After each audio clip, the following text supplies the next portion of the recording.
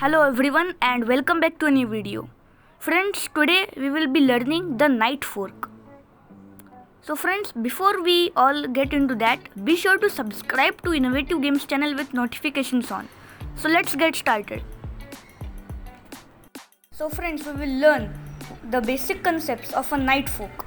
Friends, the basic concepts of a knight fork is, what's a knight fork? A knight fork is a position where a knight attacks two or more pieces. Now, when we have learned what's a knight fork, it is very important for us to learn that what are the examples of a knight fork. So friends, now we are going to see some important examples of a knight fork which you can use in your chess games and eventually win more chess games. So let us get started. Now we will look at an example of a knight fork which you can see on your screen.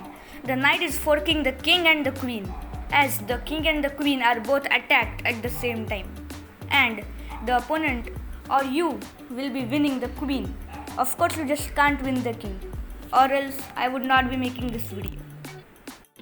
Now we will be looking at the second example. As you can see on your screen, the knight is forking the rook and the bishop, and now one of the piece will always get captured.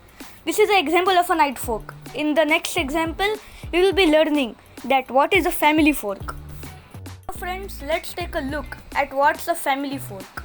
Friends, a family fork is kind of a knight fork where a knight attacks two or more pieces.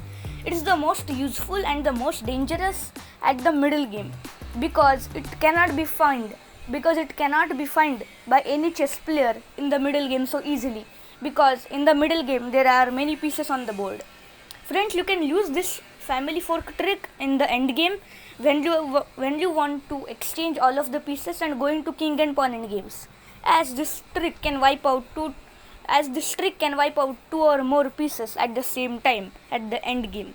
This trick will not be that much useful in the middle game because most of the pieces will be supported by pawns or either by the king or the queen.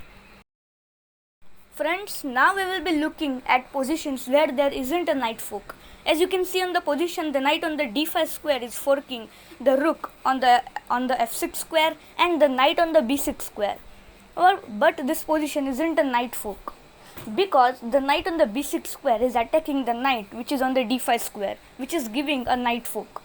So when you will move your knight to the d5 square, your knight is going to get captured by your opponent's knight, or you will simply resign the game because you will lose a chess piece and eventually the game. So friends, this is not a knight fork, and if anyone tells you that this is a knight fork, then either they are beginner to chess or they are fooling you. So friends, in today's video we saw some examples, but in the next video we will be looking at some real games which I played and some games of grandmasters and top level players where they made simple blunders and lost the game because of a knight fork. Thank you everyone.